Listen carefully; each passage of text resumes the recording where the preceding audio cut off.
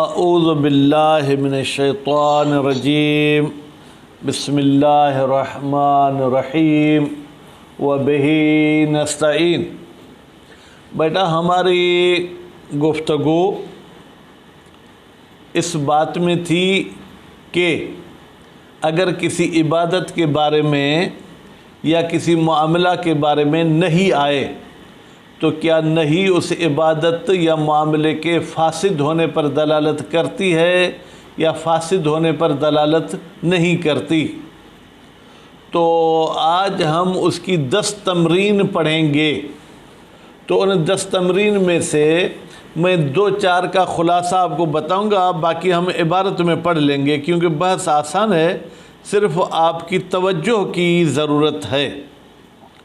خوب، اب پہلی تمرین یہ ہے کہ نماز پڑھنا بیٹا عبادت ہے بہلول، لیکن ہمیں معصوم نے کہا کہ مرد سونے کے لباس کے ساتھ نماز نہ پڑھے۔ سونا یہ جو چاندی کے مقابلے میں بیٹا، اب آپ نے انگوٹھی سونے کی پہن کر نماز پڑھی، اگر نہیں فساد پہ دلالت کرتی ہے تو یہ آپ کی نماز باطل ہے، اور اگر نہیں فساد پر دلالت نہیں کرتی تو یہ آپ کی نماز صحیح ہے۔ بات واضح ہو گئی سکرین صاحب؟ ہو یا مثلاً آپ کو کہا گیا ہے کہ مردار جانور کے چمڑے کے لباس کے ساتھ نماز نہ پڑھیں۔ آپ نے کسی مردار جانور کے چمڑے کے ساتھ یعنی اس سے قمیص بنائی اور وہ پہن کر نماز پڑھی۔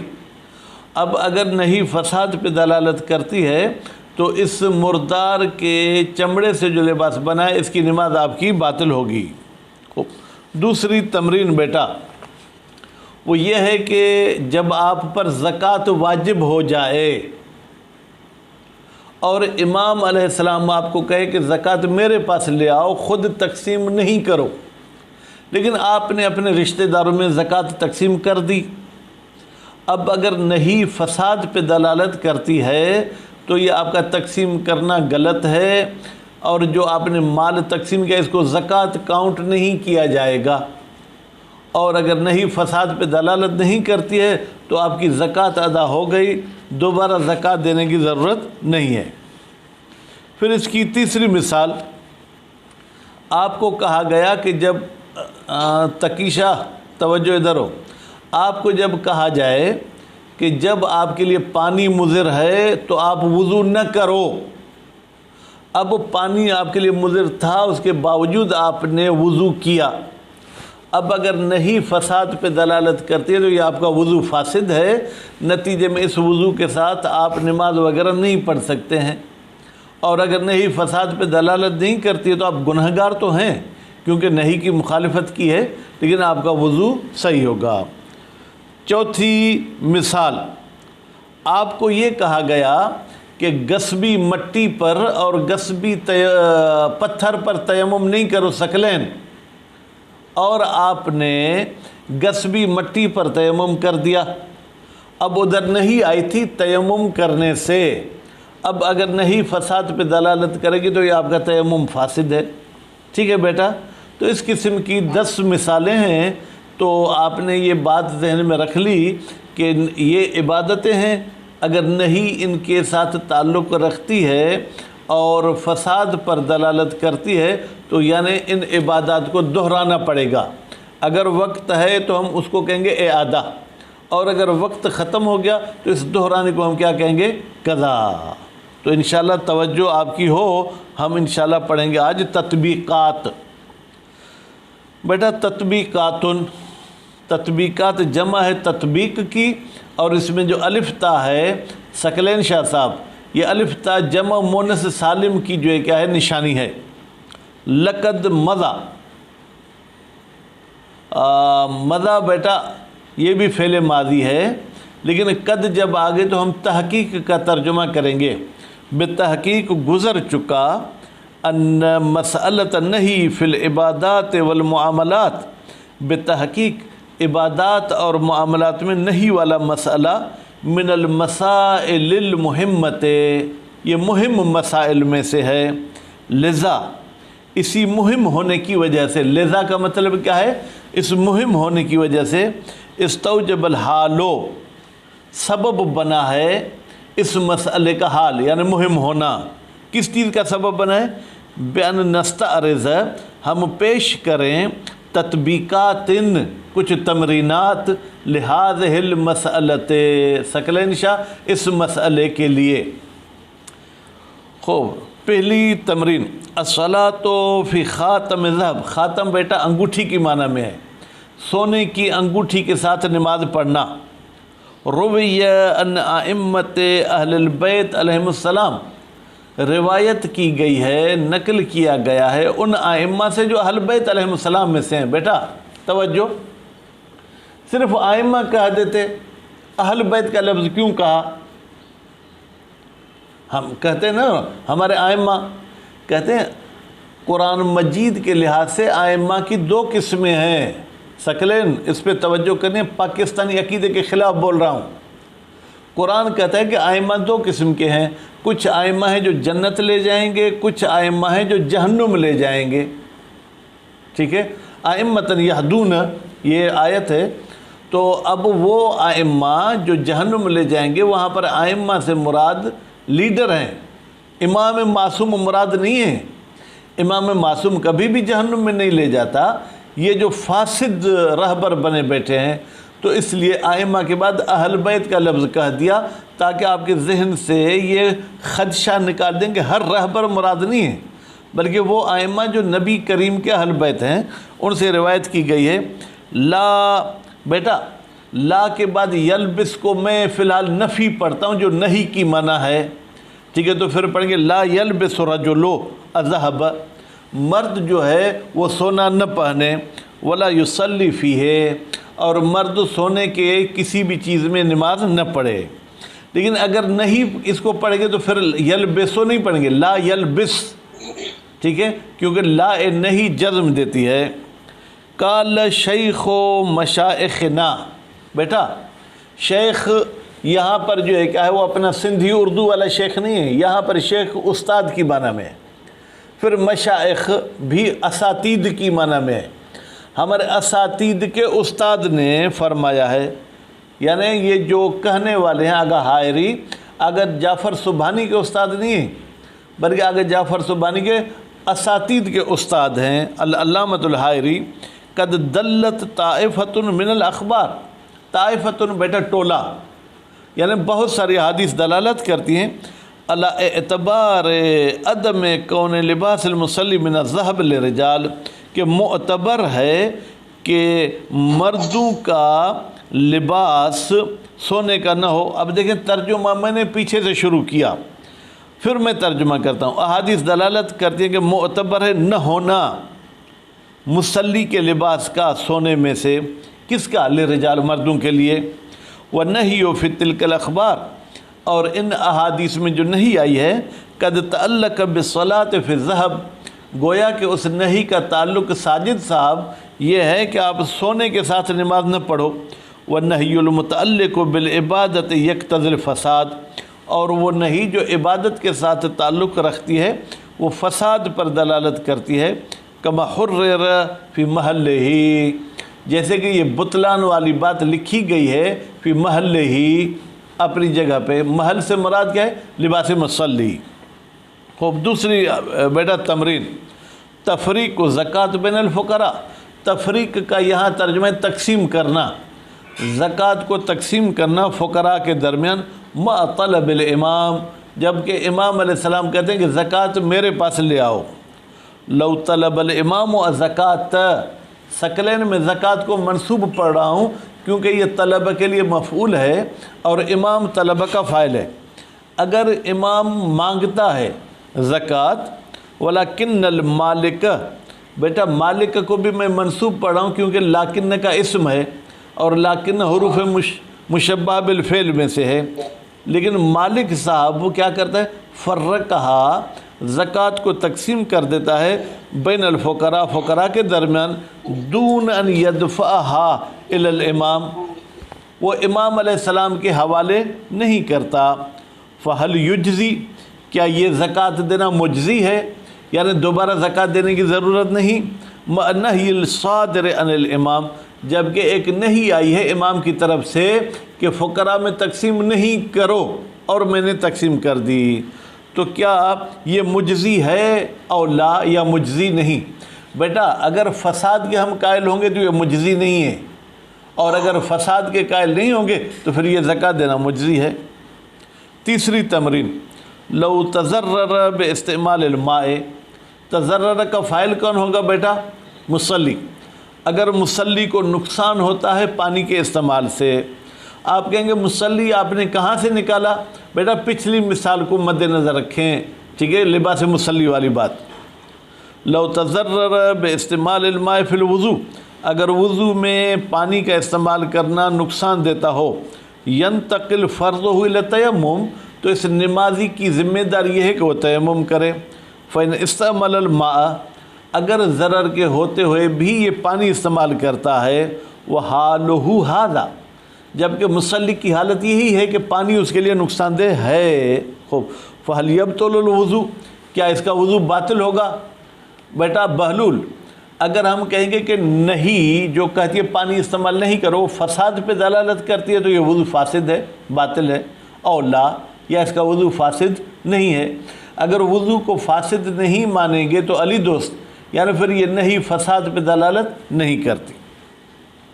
4 التیمم بالتراب او الحجر المکسوبین، تیمم کرنا مٹی کے ساتھ یا پتھر کے ساتھ جو دونوں کیا ہوں؟ غصبی ہوں۔ اذا تیمم بالتراب او بالحجر المکسوبین، جب وہ نمازی تیمم کرتا ہے مٹی کے ساتھ یا پتھر کے ساتھ جو غصبی ہوں، او الممنوع، کہتے ہیں غصبی سے مراد کیا ہے؟ الممنوع من التصرف فیہ شرعا، یعنی مصلی کو منع کیا گیا ہے کہ تم شرعی طریقے سے اس مٹی میں اور پتھر میں تصرف نہیں کر سکتے ہو۔ فہل یفسد تیممہ، پھر کیا اس کا تیمم فاسد ہوگا یا نہیں؟ بیٹا دیکھیں یہاں نہیں کو کیسے فٹ کریں گے؟ نہیں آئی ہے کہ غصبی چیز کو استعمال نہیں کرو، ٹھیک ہے، نہیں یہ ہے۔ اب آپ نے غصبی چیز کو استعمال کیا اور تیمم کرنا بھی عبادت ہے، تو اگر نہیں موجب فساد ہے تو یہ آپ کا تیمم فاسد ہے، اور لا، یا اگر آپ فساد کے قائل نہیں ہیں تو یہ تیمم آپ کا صحیح ہوگا۔ الاکتفاء بالاذان المنہی عنہ، بیٹا کچھ آذان ایسے ہیں جن سے نہیں کی گئی ہے کہ یہ آذان نہیں دو۔ اب اگر توجہ، ہم نہیں فساد کے قائل ہوں گے تو یہ آذان کافی نہیں ہے، آپ کو دوبارہ آذان کہنا پڑے گا، اور اگر نہیں فساد پہ دلالت نہیں کرتی تو اسی آذان پہ ساجد آپ کو اکتفا کرنی پڑے گی۔ اذا تغنى بالاذان، جب کوئی شخص آذان کو گانے کی طرز پہ پڑھتا ہے، تغنى یعنی غنا کی صورت ہے، گانا گانا، نام تو اللہ اکبر کہہ رہا ہے لیکن محسوس ہو رہا ہے جیسے عابدہ پروین کوئی گا رہی ہے چیز کو۔ او اذنت المرأۃ، یا جو ہے کیا ہے وہ آذان کہتی ہے عورت، متخذئۃً، بڑے لب و لہجے میں، جناب جو ہے کیا سب جھوم رہے ہیں کہ خاتون صاحبہ آذان کہہ رہی ہیں۔ خوب، او اذن فی المسجد وہو جنب، یا جناب ایک شخص حالت جنابت میں مسجد میں گیا اور اس نے آذان کہہ دی، جبکہ نہیں آئی ہے کہ جنابت کی حالت میں آپ مسجد میں نہ ٹھہریں، نہیں آئی ہے کہ آپ غنا کی صورت میں آذان نہ کہیں، نہیں آئی ہے کہ عورت جو ہے کیا ہے خاص لب و لہجے میں آذان نہ کہے۔ خوب، فَهَلْ يَصِحُ الْأَذَانُ مِنْهُمْ، کیا ان لوگوں کا آذان صحیح ہے؟ اگر نہیں فساد پہ دلالت نہیں کرے گی تو صحیح ہے۔ وَيُكْتَفَى بِهِ، اور اسی آذان پہ اکتفا کی جائے گی، اور لا، یا ان کا آذان صحیح نہیں ہے اگر ہم کہیں کہ نہیں فساد پہ دلالت کرتی ہے۔ حرمت الاستمرار فی الصلاۃ، بیٹا یہ چھٹی تمرین، توجہ، نماز میں آپ کا جاری رکھنا حرام ہو گیا آپ کے لیے۔ کیوں بھائی؟ کبھی کبھی انسان کی طبیعت خراب ہوتی، بیچ نماز میں وضو باطل ہو گیا، تو کچھ لوگ شرمندگی کی وجہ سے وہ نماز توڑتے نہیں ہیں، آخر تک جاری رکھتے ہیں، حالانکہ شریعت کہتی ہے کہ اب تم نماز توڑو، یا وضو باطل نہیں ہوا، آپ نماز پڑھ رہے ہیں، سامنے ایک شخص کا بجلی میں جو ہے کیا ہے بیٹا ہاتھ آ گیا، وہ پھنس گیا بجلی میں، اب شریعت آپ کو کہتی ہے نماز توڑ کر اس کی جان بچاؤ، یعنی اس صورت میں تم نماز نہیں پڑھو، آپ پھر بھی پڑھتے ہو، اگر نہیں فساد پہ دلالت کرتی ہے تو آپ کی نماز فاسد ہو جائے گی، وَإِلَّا آپ کی نماز کیا ہوگی؟ صحیح ہوگی۔ اذا وجب قطع الصلاۃ، جب واجب ہو نماز کو توڑنا، لأجل صیانت نفس، تاکہ بچا سکیں، بچانے کا ترجمہ کہاں سے کیا میں نے؟ صیانت سے، کسی نفس کو، کسی جان کو، والمال، یا آپ اپنے مال کو بچائیں، المحترمین، جان اور نفس ایسی جو محترم ہے۔ بیٹا ایک مرتبہ شراب کی آپ کی بوتل پڑی ہوئی، کوئی اس کو توڑ رہا ہے تو اس کو بچانا ضروری نہیں ہے، وہیں آپ کے پسینے کی کمائی ہے، آپ کے شہریہ آیا ہے، وہ 200 روپے کوئی اٹھا رہا ہے تو اس کو بچانا ہے۔ خوب من الغرق والحرق، غرق یعنی غرق ہونے سے بچائیں یا حرق جلانے سے بچائیں۔ وَمَعَ ذَلِكَ اسْتَمَرَّ فِي الصَّلَاةِ، لیکن پھر بھی یہ کہتے ہیں نہیں جی نماز کو میں نہیں توڑوں گا، میں نماز کو جاری رکھوں گا۔ فَهَلْ تَبْطُلُ صَلَاتُهُ، کیا شخص کی نماز باطل ہے؟ کیونکہ شریعت کہتی ہے کہ ایسی حالت میں نماز نہیں پڑھو، اس کے باوجود یہ پڑھتا ہے، اور لا، یا نماز باطل نہیں ہوتی۔ اگر آپ کہیں نہیں فساد پہ دلالت کرتی ہے تو نماز باطل، اور اگر فساد پر دلالت نہیں کرتی تو نماز صحیح ہے۔ النہی عن تکفیر فی الصلاۃ، بیٹا نہیں کی گئی ہے کہ آپ نماز میں ہاتھ پہ ہاتھ نہ رکھیں، ثقلین صاحب، یعنی یوں کر کے آپ نماز نہیں پڑھو، لیکن آپ نے پڑھ دی، اگر نہیں فساد پہ دلالت کرتی تو یہ آپ کی نماز باطل ہے، اور اگر نہیں فساد پہ دلالت نہیں کرتی تو آپ گنہگار تو ہوں گے کیونکہ نہیں کی مخالفت کی ہے، لیکن نماز اپنی جگہ پر صحیح ہوگی۔ قد ورد نہیو، بتحقیق نہیں آئی ہے، ان تکفیر فی الصلاۃ، نماز میں ہاتھ باندھنے سے۔ بھائی یہ تکفیر کا مطلب کیا ہے؟ قبض الید الیسری بالیمنی، یعنی الٹے ہاتھ کو آپ سیدھے ہاتھ کے ساتھ یوں پکڑ لیتے ہیں۔ کما ورد نہیں ان اقامت نوافل جماعتاً، جیسے کہ ایک اور بھی نہیں آئی ہے کہ آپ نافلہ نماز کو جماعت کے ساتھ نہ پڑھیں، نماز شب کو نافلہ کے ساتھ نہ پڑھیں، ٹھیک ہے۔ پھر لیالی شہر رمضان، رمضان مہینے میں مثلا صلاۃ تراویح آپ جماعت کے ساتھ نہ پڑھیں، لیکن پھر بھی آپ جماعت کے ساتھ پڑھتے ہیں، فہل تبطل الصلاۃ او لا، کیا پھر نماز باطل ہوگی؟ دونوں صورتوں میں، ہاتھ باندھنے والی صورت میں اور نافلہ کو جماعت والی صورت میں، یا باطل نہیں ہوگی۔ اگر نہیں فساد پہ دلالت کرے گی تو نماز باطل ہے، ورنہ نماز باطل نہیں۔ 8ویں تمرین، صوم یوم شک بنیت رمضان، شریعت نے کہا ہے کہ شعبان کے آخری دن آپ کو شک ہو رہا ہے کہ رمضان مہینے کا پہلا دن ہے یا نہیں، آپ رمضان مہینے کی نیت سے روزہ نہیں رکھو، آپ نے پھر بھی رمضان مہینے کی نیت سے روزہ رکھا، بیٹا اگر نہیں فساد پہ دلالت کرے گی تو یہ روزہ باطل ہے، اگر نہیں فساد پہ دلالت نہیں کرے گی تو یہ روزہ صحیح ہے۔ اذا صام آخر یوم من شہر شعبان، جب ایک شخص شعبان مہینے کے آخری دن روزہ رکھتا ہے بنیت رمضان، رمضان مہینے کی نیت سے، فلیصح صومہ، کیا اس کا روزہ صحیح ہے؟ او لا، یا اس کا روزہ صحیح نہیں۔ اگر نہیں فساد پہ دلالت کرے گی تو علی دوست روزہ صحیح ہے یا نہیں ہے؟ اگر ہاں روزہ صحیح نہیں ہوگا۔ القران بین الحج والعمرۃ، بیٹا یہ اصطلاح بھی ذہن میں رکھ لیں، لمحہ 2 میں آپ کو کام آئے گی۔ قران یعنی ملانا، قران کا مطلب کیا ہے؟ ملانا۔ آپ انشاءاللہ حج پر جائیں گے تو ہم لوگ جو سعودی اور مکے سے دور والے ہیں، ہم حج تمتع کرتے ہیں۔ کیا کرتے ہیں بیٹا؟ حج تمتع۔ حج کی 3 قسمیں ہیں، حج تمتع، حج قران، حج افراد۔ جو مکے کے حدود میں رہتے ہیں وہ افراد یا قران کرتے ہیں، ہم لوگ حج تمتع کرتے ہیں۔ پھر حج تمتع میں پہلے ہمیں عمرہ کرنا ہوتا ہے، بعد میں ہمیں حج کرنا ہوتا ہے۔ اب آپ کیا کرتے ہیں؟ پہلے دن ہی یہ نیت کرتے ہیں میں عمرہ اور حج کرتا ہوں واجب قربتن اللہ، دونوں کی نیت کو آپ نے ملا دیا، دونوں کی الگ الگ نیت نہیں کی، تو کہتے ہیں کہ ہمیں شریعت نے کہا ہے کہ تم نیت ملا کر نہیں کرو، میں نے نیت ملا دی، اگر نہیں فساد پہ دلالت کرے گی تو یہ میرا حج اور عمرہ دونوں باطل ہو جائے گا۔ اور اگر نہیں فساد پہ دلالت نہیں کرتی تو میرا حج اور عمرہ غلط نہیں ہوگا۔ جس طریقے سے آپ ابھی انشاءاللہ 12:15 1 بجے نماز پڑھیں گے، نیت یہ کر دیں نماز ظہر و عصر پڑھتا ہوں واجب قربتاً اللہ، اللہ اکبر، صرف ظہر کی نیت نہیں کرتے بلکہ ساتھ میں عصر کی بھی نیت ملا دیتے ہیں، جبکہ شریعت نے کہا ہے کہ ہر عمل کی الگ نیت کریں، دونوں کی ملا کر نیت نہ کریں۔ اگر نہیں فساد پہ دلالت کرے گی تو یہ آپ کی دونوں نمازیں باطل ہو جائیں گی۔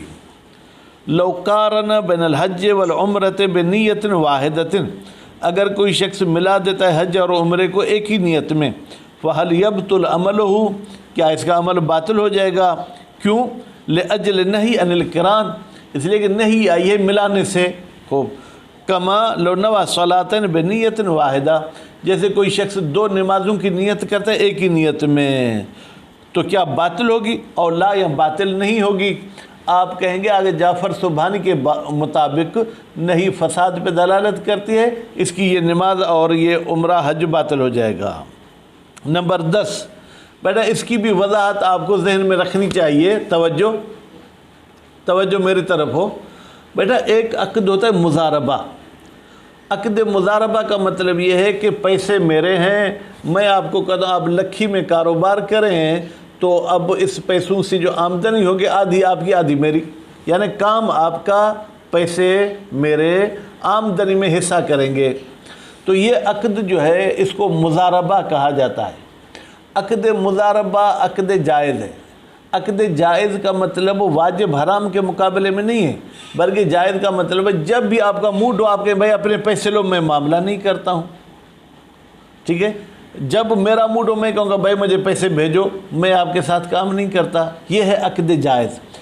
اس عقد جائز کے مقابلے میں عقد لازم ہے۔ عقد لازم کا مطلب یہ ہے عقد ہونے کے بعد یہ پکا عقد ہو گیا، ہم توڑ نہیں سکتے۔ اب میں آپ کو کہتا ہوں کہ آپ مضاربہ کرو اس شرط کے ساتھ کہ یہ عقد لازم ہو جائے، جبکہ شریعت کہتی ہے کہ آپ مضاربہ میں لازم کی شرط نہیں لگا سکتے۔